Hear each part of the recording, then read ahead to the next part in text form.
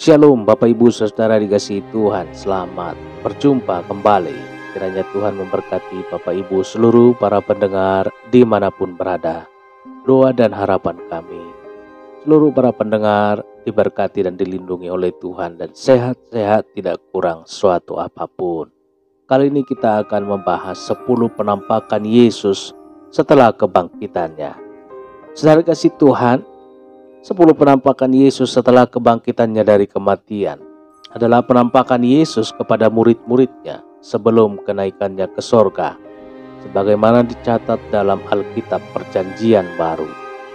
Ke-10 penampakan Yesus setelah kebangkitannya dari kematian dilakukannya dalam berbagai kesempatan, di berbagai tempat, secara berulang-ulang selama kurun waktu 40 hari. Kisah Rasul 1 ayat 3. Penampakan Yesus setelah kebangkitannya dari kematian terutama ditujukan kepada murid-muridnya, orang-orang percaya kepadanya.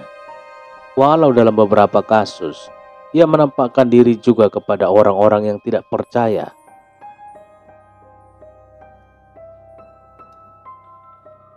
Tujuan penampakan Yesus tersebut selain untuk menunjukkan bahwa ia telah bangkit dari kematian dan hidup selamanya, juga untuk menguatkan murid-muridnya yang tidak lama lagi akan ditinggalkan ketika ia kembali kepada Bapa di sorga. Selain itu juga untuk mengajarkan murid-muridnya tentang kerajaan Allah. Sedangkan penampakan dirinya kepada orang-orang yang tidak percaya bertujuan untuk memanggilnya menjadi rasulnya. Setelah kebangkitannya dari kematian dan sebelum kenaikannya ke sorga, Alkitab mencatat bahwa Tuhan Yesus menampakkan diri paling tidak sebanyak 10 kali kepada murid-muridnya dan kepada orang yang belum percaya kepadanya, baik kepada individu maupun kepada kelompok.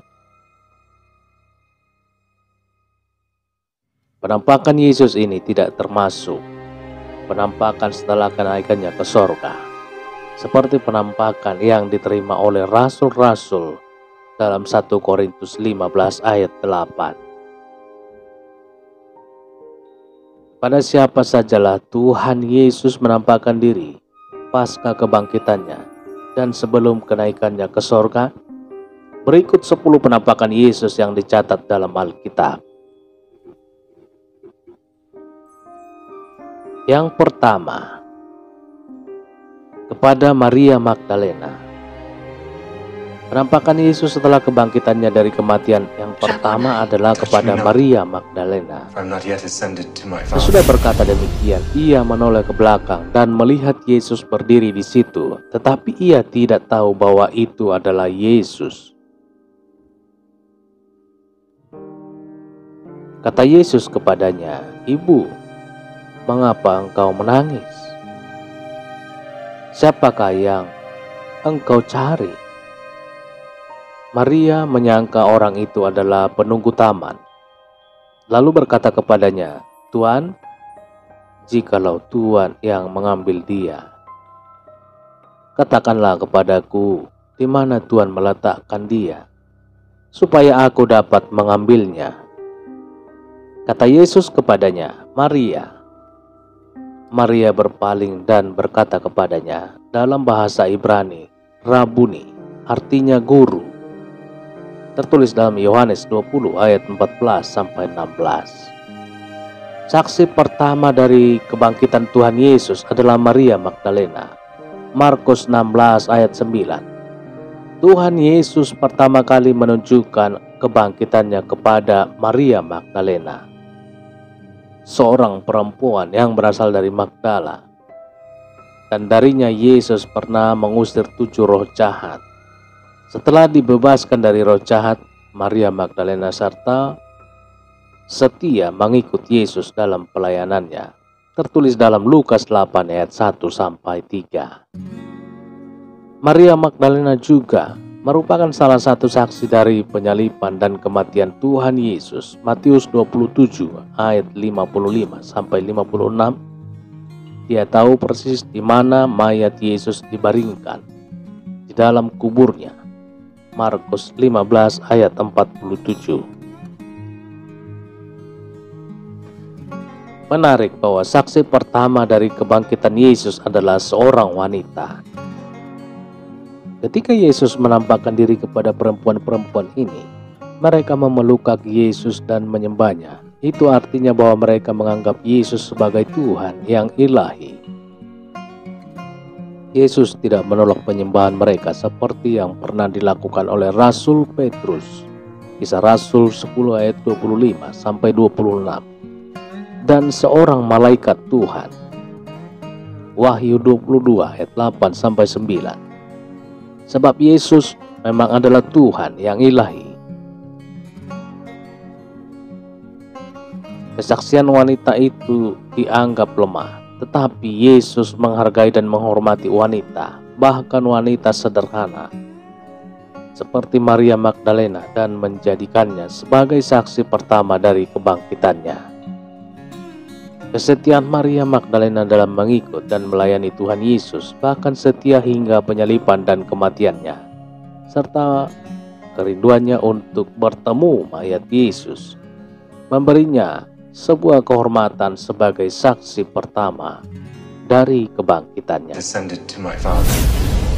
Yang kedua, kepada para wanita yang kembali dari kubur Yesus. Penampakan Yesus setelah kebangkitannya dari kematian. Yang kedua adalah kepada para wanita yang kembali dari kubur Yesus. Tiba-tiba Yesus berjumpa dengan mereka dan berkata, "Salam bagimu." Mereka mendekatinya dan memeluk kakinya serta menyembah Dia. Maka kata Yesus kepada mereka, "Jangan takut, pergi dan katakanlah kepada saudara-saudaraku supaya mereka pergi ke Galilea, dan di sanalah mereka akan melihat Aku." Matius 28 ayat 9 sampai 10. Para wanita yang disebut di sini adalah mereka yang ingin merempahi mayat Yesus pada hari Minggu pagi, hari kebangkitan Yesus. Maria Magdalena juga termasuk di sini. Markus 16 ayat 1. Jika demikian, maka penampakan Yesus terjadi dua kali kepada Maria Magdalena. Sekali ketika ia sendirian, sekali lagi ketika ia bersama teman-temannya. Hal ini adalah wajar. Murid-murid lain juga menyaksikan penampakan Tuhan Yesus lebih dari satu kali. Yesus memerintahkan agar mereka memberitahukan kepada ke-11 muridnya untuk pergi ke Galilea menjumpainya, seperti yang telah Yesus katakan sebelumnya dalam Matius 26 ayat 32. Di Galilea Yesus punya banyak pengikut, dan tempatnya ia ingin menampakkan diri juga kepada mereka, bersama belasan rasulnya yang semuanya berasal dari Galilea. Yang ketiga, kepada Simon Petrus. Penampakan Yesus setelah kebangkitannya dari kematian. Yang ketiga adalah kepada Simon Petrus. Kata mereka itu, "Sesungguhnya Tuhan telah bangkit dan telah menampakkan diri kepada Simon." Lukas 24 ayat 34. Bahwa ia telah menampakkan diri kepada Kefas dan kemudian kepada ke-12 muridnya. 1 Korintus 15 ayat 5. Simon atau Kefas, atau lebih dikenal sebagai Petrus, adalah salah satu murid Yesus yang paling terkenal dan paling berpengaruh dalam kepemimpinan gereja mula-mula di Yerusalem. Karena pengaruh Petrus ini, maka penampakan diri Yesus secara khusus kepadanya menjadi penting, seperti halnya doanya secara khusus kepadanya sangat penting. Lukas 22 ayat 31 sampai 32. Alkitab tidak mencatat peristiwa penampakan Yesus kepada Petrus ini. Alkitab hanya mengatakan bahwa Tuhan Yesus menampakkan diri secara khusus kepada Petrus pasca kebangkitannya. Kendati demikian, kebangkitan Yesus dari kematian merupakan inti khotbah dan pengajaran Rasul Petrus dalam Kisah Rasul 2 ayat 22 sampai 23 sampai 32. 1 Petrus 1 ayat 3. Rupanya penampakan Yesus setelah kebangkitannya, terutama penampakannya dirinya secara khusus kepadanya, memberi kesan yang mendalam bagi Petrus, sehingga itulah yang menjadi inti khotbah dan pengajarannya. Yang keempat, kepada dua orang murid yang pergi ke Emmaus. Penampakan Yesus setelah kebangkitannya dari kematian. Yang berikut adalah kepada dua murid di Emmaus. Pada hari itu juga, dua orang dari murid-murid Yesus pergi ke sebuah kampung yang bernama Emmaus, yang terletak kira-kira 7 mil jauhnya dari Yerusalem. Dan mereka bercakap-cakap tentang segala sesuatu yang telah terjadi. Ketika mereka sedang bercakap-cakap dan bertukar pikiran, datanglah Yesus sendiri mendekati mereka. Lalu ia berjalan bersama-sama dengan mereka. Tetapi ada sesuatu yang menghalangi mata mereka, sehingga mereka tidak dapat mengenal dia. Lukas 24 ayat 13-16. Dua orang murid Tuhan Yesus yang bukan dari antara 12 murid pertamanya pergi ke sebuah kampung yang bernama Emmaus. Seperti murid-muridnya yang lain, kedua murid ini juga sangat sedih akan kematian Yesus. Mereka tidak menyadari kebangkitannya pada hari yang ketiga, hari Minggu. Sekalipun mereka berharap dia bangkit pada hari yang ketiga. Yesus tiba-tiba hadir di antara mereka, berjalan dan berbicara dengan mereka, tanpa mereka sadari bahwa itu adalah Yesus. Setelah ia makan bersama mereka dengan memecahkan roti, maka mereka pun mengenali Yesus.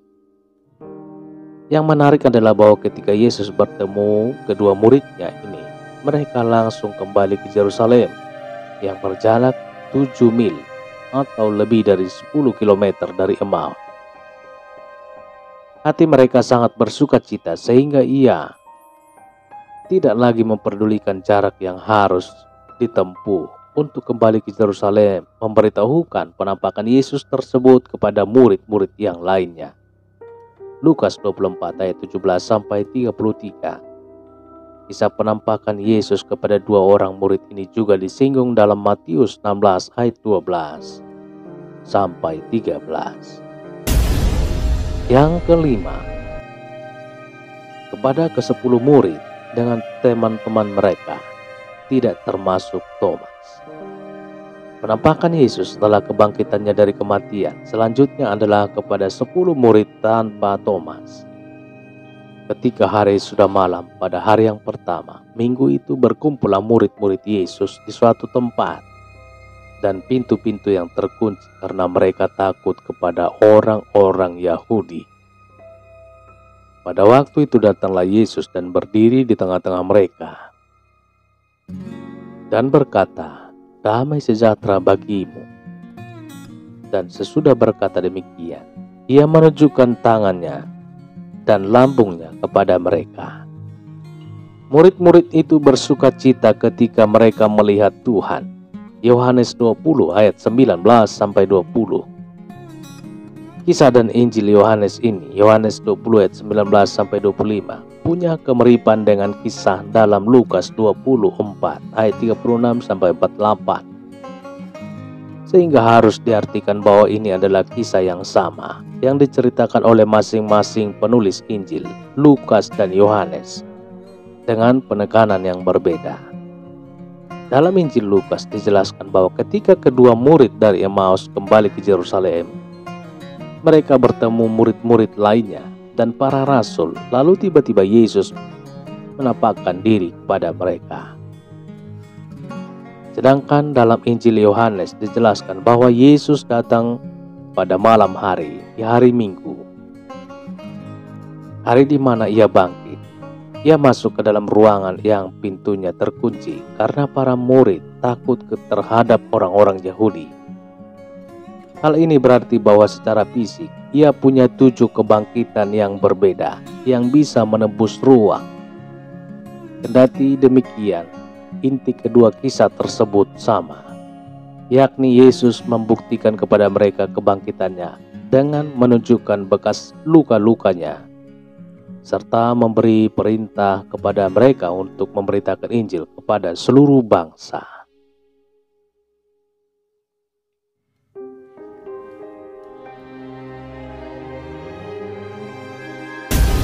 Yang keenam, kepada semua murid pada suatu malam, termasuk Thomas.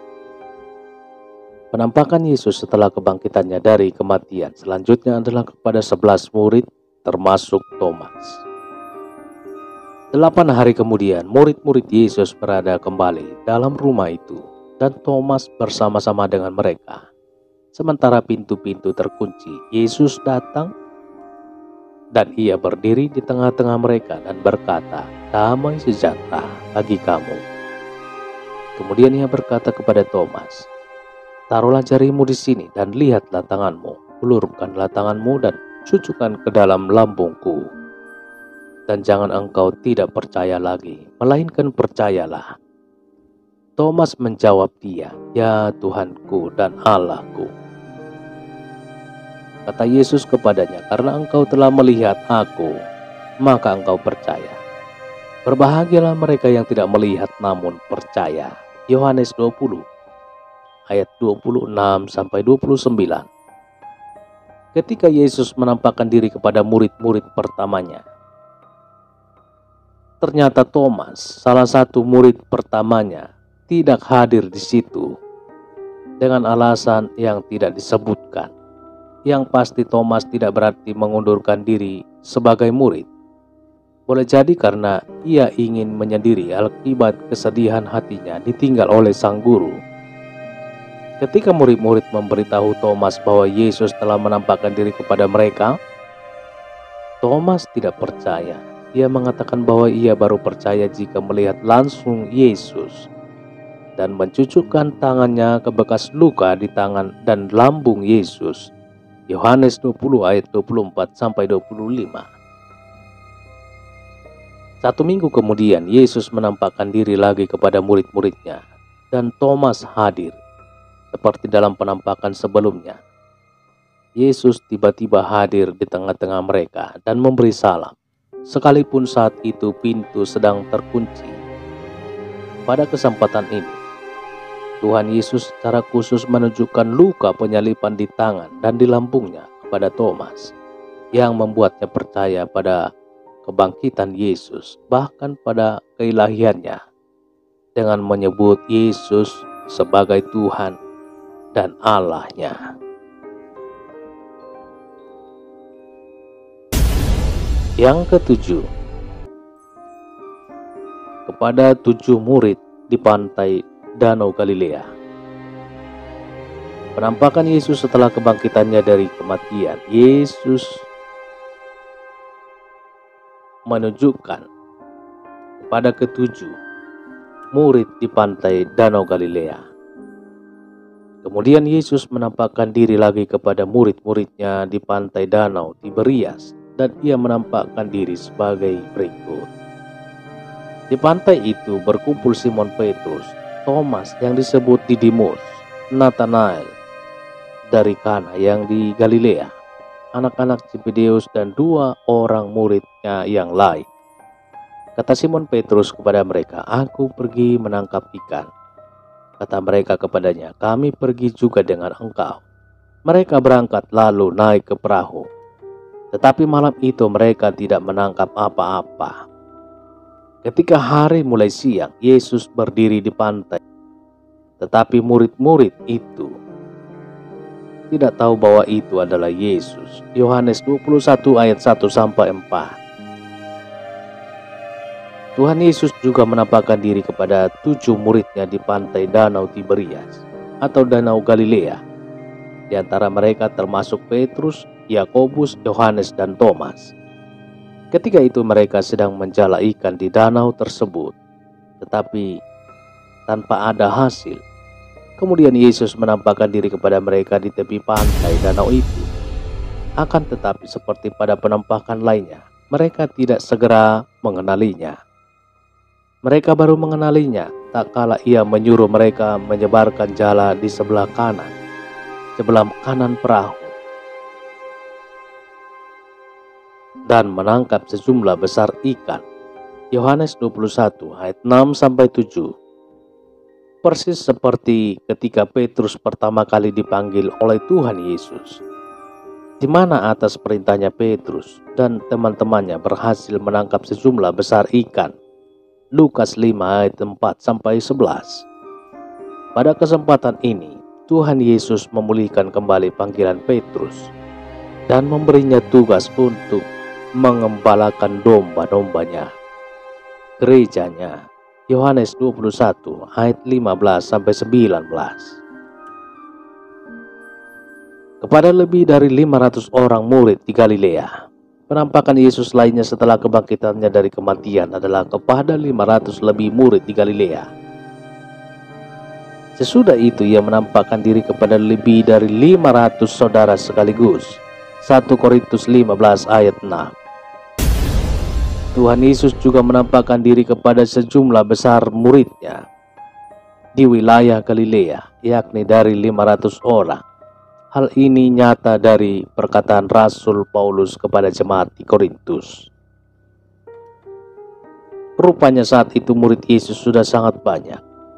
Paling tidak sudah ada 500 orang pengikutnya di Galilea. Hal ini tidak terlalu mengherankan, sebab sebagian besar pelayanannya terjadi di wilayah Galilea. Dan sebagian besar dari 12 murid pertamanya berasal dari sana. Karena banyaknya murid di Galilea pada saat itu, maka ia merasa perlu untuk menampakkan diri secara khusus kepada mereka. Bukan hanya di Yerusalem, di mana ia disalibkan dan mati dan bangkit. Untuk itu ia menyuruh ke-11 muridnya pergi ke Galilea. Hampir bisa dipastikan bahwa peristiwa ini sama dengan peristiwa yang dicatat dalam Matius 28 ayat 16-20. Hal ini berarti bahwa para murid menerima amanat agung untuk memberitakan Injil kepada segala bangsa. Matius 28 ayat 19-20. Ternyata bukan hanya ke-11 rasul, tetapi banyak murid, yakni lebih dari 500 orang. Yang ke-9, pada Yakobus, saudara Tuhan Yesus. Penampakan Yesus berikutnya setelah kebangkitannya dari kematian adalah kepada Yakobus, saudaranya. Selanjutnya ia menampakkan diri kepada Yakobus, kemudian kepada semua rasul. 1 Korintus 15 ayat 7. Yakobus adalah saudara Tuhan Yesus, seibu sebapa dengannya. Bedanya Tuhan Yesus dikandung dari Roh Kudus, bukan dari hubungan suami istri antara Yusuf dengan Maria. Lukas 1 ayat 35. Sebelum dipanggil sebagai rasul, Yakobus beserta saudara-saudaranya yang lain tidak percaya kepada Tuhan Yesus sebelum kebangkitannya. Matius 3 ayat 21. Yohanes 7 ayat 3-5. Barulah setelah kebangkitannya Tuhan Yesus menampakkan diri kepada Yakobus. Penampakan ini rupanya bukan hanya membuat Yakobus menjadi percaya kepadanya sebagai Mesias dan Tuhan, tapi juga menjadikannya seorang rasul. 1 Korintus 15 ayat 7. Bersama Kefas dan Yohanes, Yakobus merupakan soko guru jemaat Yerusalem. Galatia 2 ayat 9. Bahkan pemimpin utama di gereja tersebut. Kisah Rasul 15 ayat 13. Jadi penampakan diri Yesus kepada Yakobus saudaranya bukan hanya agar ia percaya kepadanya, tetapi juga agar ia diteguhkan sebagai pemimpin utama gerejanya di Yerusalem. Yang ke-10, kepada semua rasul. Penampakan Yesus setelah kebangkitannya dari kematian, yang terakhir adalah kepada semua rasul. Selanjutnya ia menampakkan diri kepada semua rasul. 1 Korintus 15 ayat 7. Penampakan diri Tuhan Yesus yang terakhir ditujukan kepada semua rasul. Yang dimaksud dengan semua rasul di sini pastilah bukan hanya ke-11 murid pertamanya, tetapi juga sejumlah rasul lain di luar kelompok itu. Di Alkitab Perjanjian Baru memang paling tidak ada 7 rasul lain di luar 12 murid Tuhan Yesus Yang pertama diantaranya adalah Yakobus, saudara Barnabas, dan Silas. Karena ini adalah penampakan Yesus yang terakhir sebelum ia naik ke surga, maka tidak diragukan lagi, ini pastilah peristiwa yang dicatat dalam Kisah Rasul 4, Kisah Rasul 1 ayat 4-9. Peristiwa penampakan Yesus yang terakhir sebelum ia terangkat ke surga. Itulah 10 penampakan Yesus setelah kebangkitannya dan sebelum kenaikannya ke surga.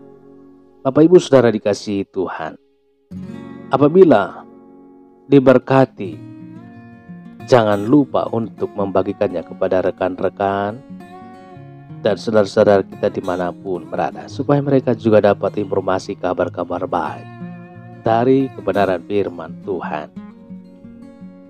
Dan silakan tekan tombol subscribe-nya, pilih ikon loncengnya, supaya setiap video-video terbaru yang diupload dalam channel ini boleh Bapak Ibu dapatkan secara gratis.